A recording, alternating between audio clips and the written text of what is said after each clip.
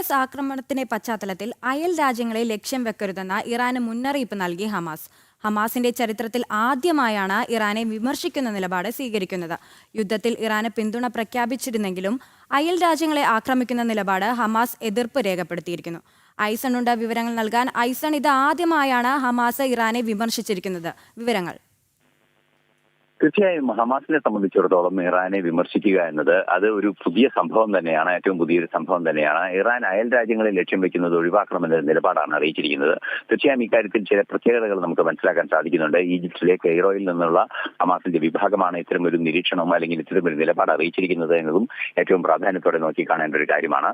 നമുക്കറിയാവുന്നതാണ്, ഈ ഹമാസ് സംബന്ധിച്ച് ഹമാസും അതുപോലെ തന്നെ ഹൂതി വിമതരും ഹിസ്ബുള്ളയും എല്ലാം തന്നെ പിന്തുണ ലഭ്യമായി പ്രവർത്തിച്ചത് ഇറാനിൽ നിന്നാണ്.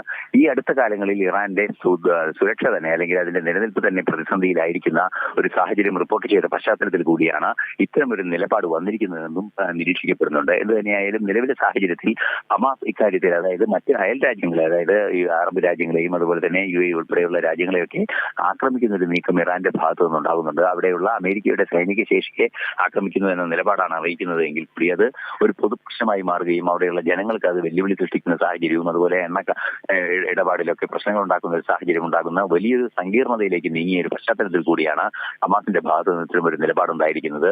ഏറ്റവും ഗൗരവമായി നിരീക്ഷിക്കപ്പെടേണ്ടത് ഹമാസിന്റെ ഈ നിലപാടിനെ പുറമെ ഹമാസ് ഒരു പരിധിവരെ ഇറാന്റെ നിയന്ത്രണത്തിൽ നിന്നും മാറിക്കൊണ്ടിരിക്കുന്നു, അല്ലെങ്കിൽ ഇറാനെ സംബന്ധിച്ചിടത്തോളം ഇറാനിൽ പ്രതീക്ഷയില്ലാതായിരിക്കുന്നു.